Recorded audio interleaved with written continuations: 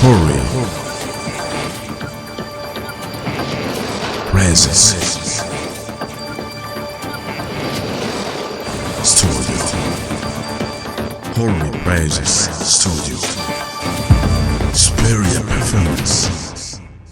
To find more, contact Holy Presence Studio. Superior Performance.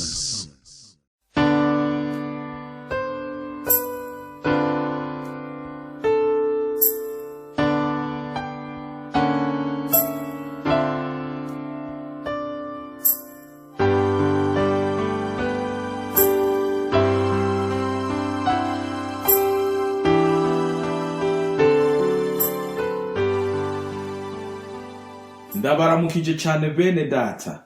Izina ryanje nitwa Alex Ntahiraja.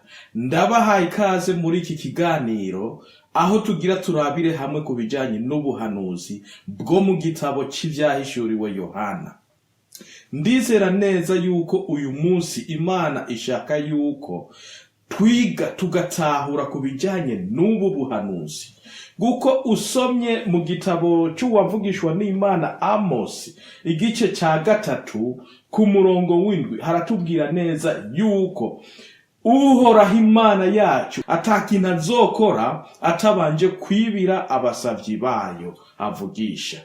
Birumvikana yuko Imana nta kintu na kimwe izokora itabanje kwibira akabanga abasavyi bayo. Mu vyahishuriwe Yohana umurongo igice ca mbere ku murongo wa 3 atubwira ya majambo. Hahirwa usoma, hahirwa nabumva amajambo yuko kuvugishwa n'Imana bakitondera ivyanditswe muri yo kuko igihe kiri hafi. Nuko rero bene data, ndizera neza yuko aya majambo ari mu gitabo cy'ivyahishuriwe Yohana ari amajambo adukebure nk'abakristo bo muri iki gihe kugira ngo tumenye aho ibihe bigeze, tumenye icyo Imana yaduteguriye. Ndizera neza yuko kumenya igitabo cy'ivyahishuriwe Yohana bikenewe, ariko hari ikintu kimwe dukwiriye gutahura, yuko birakwiriye yuko tubanza gutahura igitabo cyo muri Daniyeli. Benshi mubazi igitabo cy'ivyahishuriwe Yohana canke igitabo cy'ivy'ubuhanuzi Daniyeli n'ivyahishuriwe Yohana baravyemeza badashidikanya ko kugira ngo utahure aya majambo y'ivyahishuriwe Yohana wategerezwa gutahura ubwa mbere na mbere igitabo ca Daniyeli igice c'indwi. Igitabo benshi mu bigi vya Bibiliya bataziriye umutima w'ubuhanuzi. Nuko Daniyeli yeretswe ibikoko 4. Mu bikoko Daniyeli yeretswe ibikoko 4 bikuze. Icambere cari intambwe, ica kabiri cari idubu, ica gatatu cari ingwe, ica kane igikoko giteye ubwoba cy'ubuyobe. Kugira ngo utahure neza ibijanye n'ibi bikoko ni ngombwa yuko twifashisha Bibiliya, kuko bamwe bashobora kwiyumvira ngo yeretswe ibikoko, ariko twifashishije Bibiliya irashobora kutubwira ico ibi bikoko ivyari byo. Dusome Daniyeli igice ca 7 ku murongo wa 17 twumve ico hatubwira kuri ibi bikoko. Haravuga ngo ati ibyo bikoko binini uko ari 4 nibo bami 4 bazokwaduka bazukurutse mu isi. Kubw'ivyo muri aka kanya dukoresheje Bibiliya ubwayo iradusobanuriye neza yuko ibikoko ubu bitakiri ibikoko nk'uko twavyumva, ahubwo tuciye tubona yuko ari ubwami, ngo n'ubwami buzozukuruka kw'isi. Vyukuri bica binyereka neza yuko aya majambo Daniyeli yeretswe mu gice c'indwi afitaniye isano n'indoto Nebukadineza yeretswe mu gice cya kabiri. Imbere yuko tubandanya kubijanye n'ibi bikoko, tubanze turabe inzozi Nebukadineza yarose mu gice cya kabiri, dushobore kugereranya ivyo Nebukadineza yarose n'ivyo Daniyeli yarose, turabe yuko hari isano bifitaniye. Turabe muri Daniyeli igice cya kabiri ku murongo wa 3 haravuga ngo, umwami arababwira ati, narose inzozi mpagaritse umutima wo kuzimenya. Nuko uyu n'umwami Nebukadineza yarose inzozi, ariko yifuza kugira ngo bamumenyeshe. Nk'umwami yari afise abantu bashobora kuba bosobanura ibisobanye, nukuvuga kumwami yararose inzozi zikamugora gutahura, yategerezwa kwifashisha abitwa yuko ari abahinga, yuko ari abanyabwenge mu gusobanura inzozi. Ku murongo wa 4 haravuga ngo, maze abakarudaya bishura umwami mu rurimi rw'igisiriya bati, mugenzi nyaguhoraho, uturotorera izo nzozi, twebwe abasavyi bawe duheze tukumenyeshe uko izo nzozi zisobanurwa.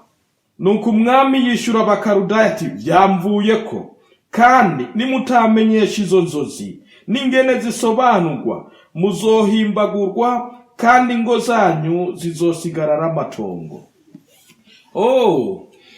Kumbe tuca tubona uko bimeze. Nebukadineza yarose inzozi arazibagirwa. Hano akenera yuko bamubwira ibintu bibiri. Icambere, bategerezwa kumubwira ivyo yarose. Icya kabiri, bategerezwa kandi kumusobanurira ico izo nzozi zisobanurwa. Nagira ndakubwire mwene data, uravye ibi yarasavye ikintu kigoye cyane.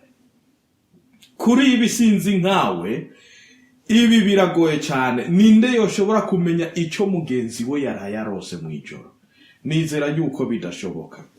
Turavye ku murongo w'10 haratubwira aya majambo, maze abakarudaya bishura umwami bati, mwami, nta muntu numwe wo kwisi yoshobora kukumenyesha iryo jambo, kuko ata mwami canke umuganwa canke umutwari yigeze gusobanuza umunyamareba numwe canke umupfumu canke umukarudaya bene iryo jambo. Ico tugobera ko kiragoye, kandi nta wundi ariho yoshobora kucerekana imbere yawe mwami atari Imana, nazo ntizibana n'abafise umubiri. Kubw'ivyo turatahuye neza yuko inzozi Nebukadineza yarose nta ntumwe kwisi yari gushobora kuzimusobanurira uretse Imana, ngo nazo ngo ntizibana n'abafise umubiri. Kubw'ivyo Nebukadineza byategerezwa kugira ngo aronderera ahandi, ntivyashoboka.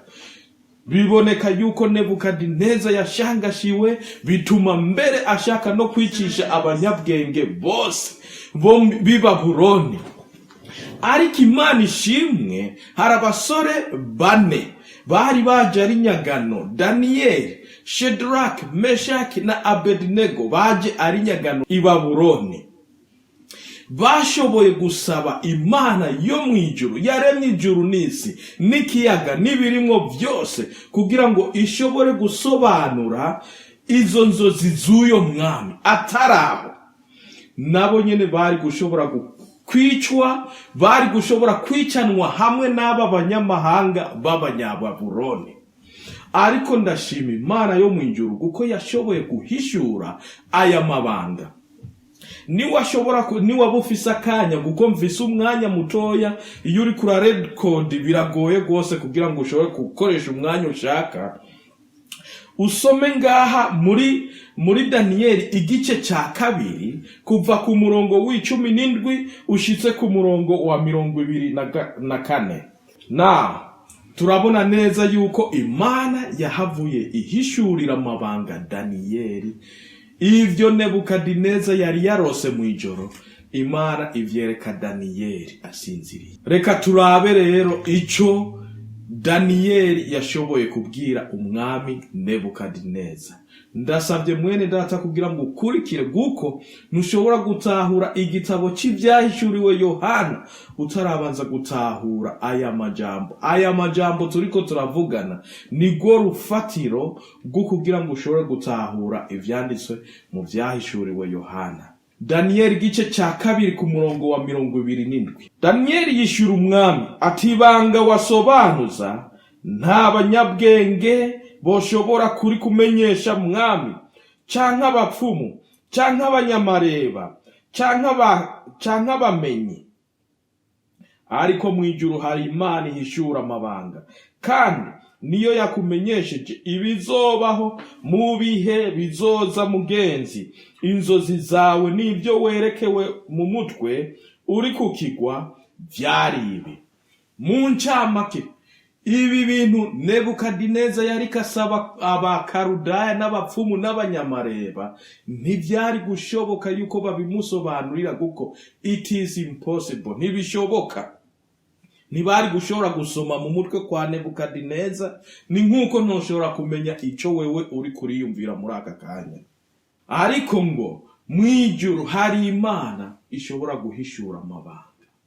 Niyo yashoboye kumenyesha Nebukadineza. Kumbure nawe uri kuranyumviriza kugira ngo utahure ibihe turimwo, guko ntivyeretswe mbega Nebukadineza we yari iki kugira ngo Imana imuhishurira amabanga y'ukuntu isi izobana kuva mu gihe cya Nebukadineza nk'imyaka irenga 500 Yesu ataravuka gushika igihe Yesu azoba agarukiye.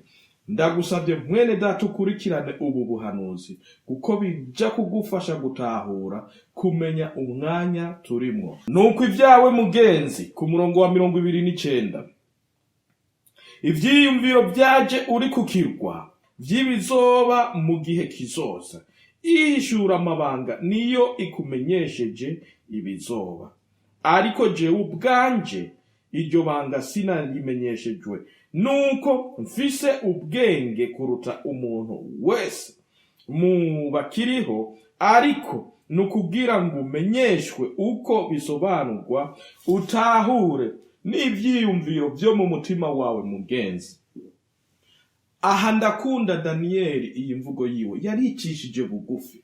Aravuga ati, sinabimenyeshejwe nuko jewe mfise ubwenge canke ko ndi umugororotsi, ariko nukugira mugenzi umenyeshwe amabanga. Uku muri aya majambo niko abakristo bari bakwiriye kumera. Kenshi muri iki gihe abitwa ko abavugisho iyo bakoze ibitangaza barishima bakishira hejuru, ariko turabiye kuri aka karore kwa Daniyeli, yaricishije bugufi ati, si kubwanje, si kubera jewe, hari kugira ngo wewe umenyeshwe ibizoba mu bihe bizoza.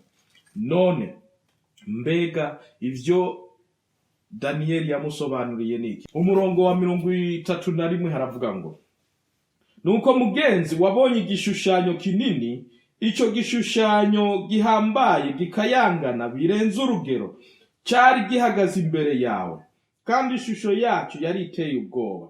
Ico gishushanyo umutwe wacu wari izahabu nziza, kandi gikiriza n'amaboko byari feza, inda n'ibibero byari miringa, amaguru yari ivyuma, ibirenge byari kivange c'ivyuma n'ibumba. Nawe uravyitegereza ushitsa ahibuye ryaziye ridasituwe n'amaboko ryikubita ku birenge vy'ivyuma n'ibumba vy'ico gishushanyo rirabimenagura. Nuko icuma n'ibumba n'umuringa n'ifeza n'izahabu bica bimenagurikira rimwe, bicika nk'umukungugu wo ku mbuga basekurirako muci. Umuyaga urabitumura, maze aho vyahora ntihaba hakiboneka. Maze iryo buye ryikubise kuri ico gishushanyo ricika umusozi munini, ryuzura isi yose. Ngibi ivyo umwami Nebukadineza yarose. Ariko kugira ngo tubitahure, ntidukwiriye kwirirwa turatomboza tuvuga ngo vyoba ari biki. Reka dusabe Bibiliya ubwayo itubwire ico Nebukadineza icizi inzozi zishatse gusobanura. Ku murongo wa 36, nuko inzozi nizo kandi turakumenyesha mwami ingene zisobanurwa. Mwumva Daniyeli yavuze ngo harimo gukekeranya, yavuze ati inzozi nizo kandi tugira tukumenyeshe nico zisobanurwa. Nuko mugenzi wewe uri umwami aganza abami, Imana yo mwijuru yaguhaye ubwami n'ububasha n'inganji n'icyubahiro, kandi aho abantu baba hose yaguhaye n'ibikoko byo mu ishamba n'ibiguruka byo mu kirere, ibishira mu kuboko kwawe, iguha ku biganza byose. Nuko rero uwo mutwe w'izahabu ni wewe. Bivuye muri aya majambo Daniel ariko arasobanura na Nebukadineza, tuca dutahura yuko kumbe igishushanyo Nebukadineza yarose kirafitaniye isano n'ibyo Daniel yarose. Kuko umviriza ngo ni Daniel usomye hariya mu gice c'indwi ku murongo wa 17 twabonye yuko ngo ivyo bikoko bine warose wabonye yuko byategerezwa kuba ari ubwami buzukurutse mw'isi. Hano turabona yuko haravuga ngo nuko rero uwo mutwe w'izahabu ni wewe. Aha tuca tubona yuko umutwe w'izahabu ni Nebukadineza ubwiwe, canke ni ubwami bwa Babuloni. Ubwami bwa Babuloni bwatwaye mu gihe kuva mu mwaka wa 605 imbere yuko Yesu avuka gushika mu gihe ca 539 imbere yuko Yesu avuka. Ndabandanya aravuga ngo kandi mu nyuma zawe hazovyuka ubundi bwami butanganya n'ubwawe gukomera.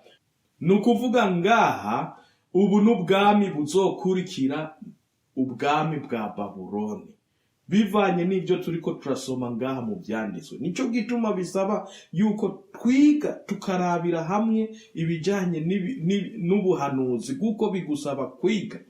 Ubu bwami bugira kabiri bwatwaye isi ni Abamedi n'Abaperesi. Nabo batwaye kuva mu mwaka wa 539 gushika mu mwaka wa 331 imbere yuko Yesu avuka.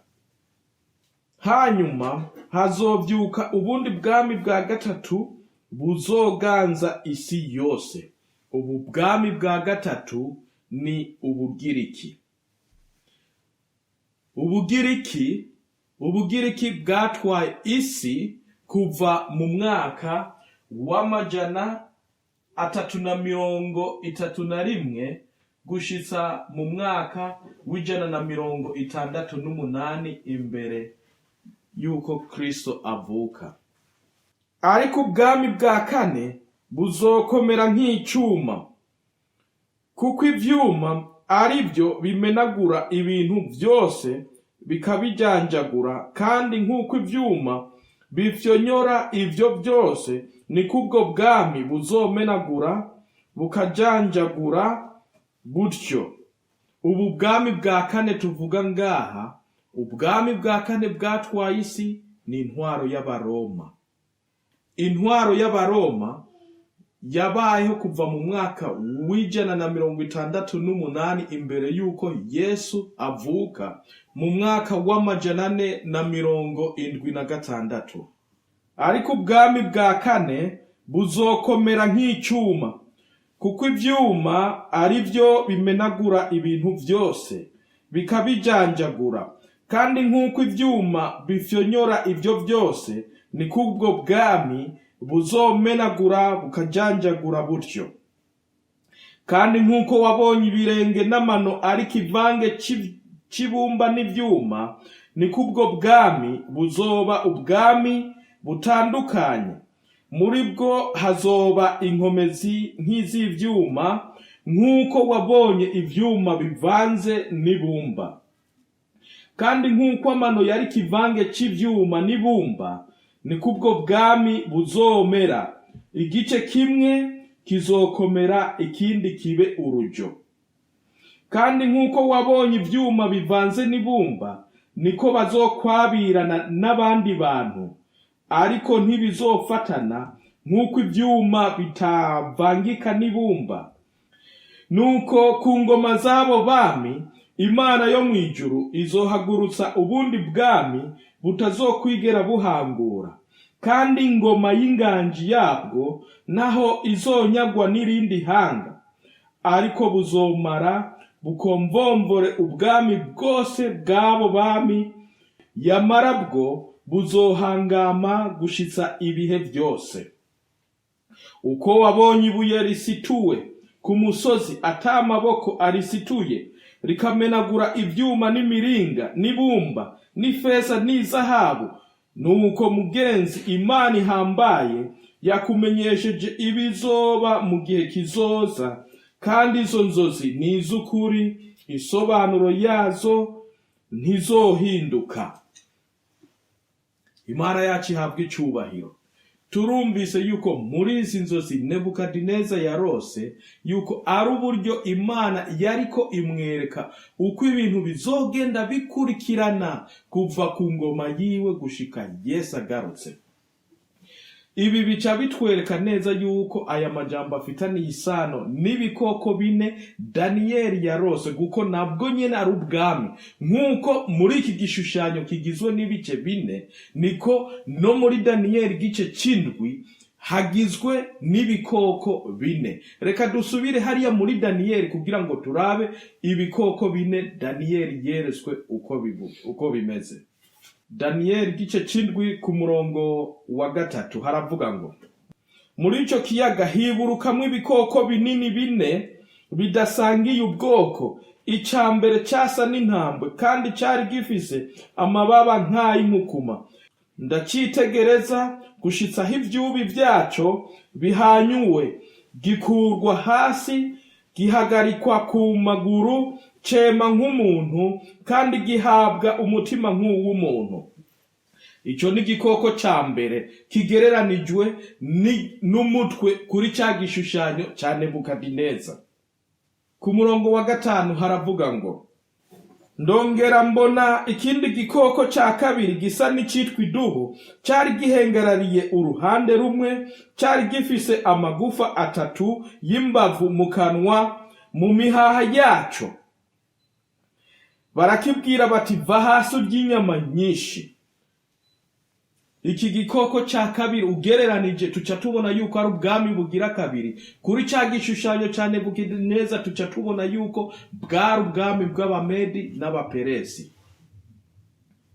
Ku murongo wa 6 baravuga ngo, hanyuma y'ivyo mbona ikindi gikoko gisa n'ingwe, mu mbavu zaco cari gifise amababa 4 nk'ay'igisiga, kandi ico gikoko cari gifise imitwe 4, gihabwa inganji. Iki gikoko kivugwa ngaha si kindi mwene data, ni intwaro y'Ubugiriki, nk'uko twabibonye muri ca gishushanyo ca Nebukadineza igice ca 3 yari intwaro y'Ubugiriki. Ku murongo w'indwi, hanyuma y'ivyo mu byo neretswe mw'ijoro, ngira ntya mbona igikoko ca 4 giteye ubwoba c'ubuyobe kandi c'inkomezi nyinshi, cari gifise imihaha minini y'ivyuma, kiratabagura, kirajanjanga, ibisigaye kibisiribangisha amajanja yaco. Cari gifise itandukaniro n'ibindi bikoko byose vyacitangiye imbere, kandi cari gifise amahembe 10. Nitegereje ayo mahembe, mbona muri yo hamezemwa kandi gahembe gatoya, imbere yako hakurwa amahembe 3 mu yari asanzwe. Maze ako gahembe nkabona kwa maso asa n'ay'umuntu, n'akanwa kavuga ibihambaye. Iki gikoko ca 4 giteye ubwoba c'ubuyobe, si kindi mwene data atari intwaro y'Abaroma. Reka rero tugereranye ibikoko Daniyeli yarose n'igishushanyo Nebukadineza yarose. Ngibi uko bikurikirana. Igishushanyo kigizwe n'ibice 4, cyo kimwe na Daniyeli hagizwe n'ibice 4, byerekana neza uko ubwami buzogenda bukurikirana. Ubwami bwa mbere Nebukadineza ariyo Babuloni. Ubwami bwa kabiri Abamedi n'Abaperesi. Ubwami bwa gatatu Ubugiriki. Ubwami bwa kane ariyo Roma. Hano twabonye yuko ku gikoko cya kane cyari giteye ubwoba kandi cyari gifise amahembe 10. No ku gishushanyo turabona neza yuko kumano iki gishushanyo cyari gifise amano 10. Bishatse kuvuga yuko amano 10 avugwa no mu mahembe 10 avugwa muri Daniyeli 7 yuko byose bifitaniye isano. Muri iki gikoko cya kane ngo muri aya mahembe 10 ngo hamezemwe agahembe ngo gafise amaso n'akanwa. Aka gahembe sakandi na gahembe ka Antikristo, no kuvuga ubutegetsi bwa Antikristo. Nagira ngo usabe mwene data kugira ngo ubandanye ukurikira, kugira ngo mu gice kizokurikira tuze twigire hamwe iri hembe, twige mu cigwa citwa mbega Antikristo ninde. Murakoze cyane kuba mwaduteze amatwi. Ndi Alex Ntahiraje. Is that it? Quite right? Yeah, that's right. Yeah, okay. Now. Okay.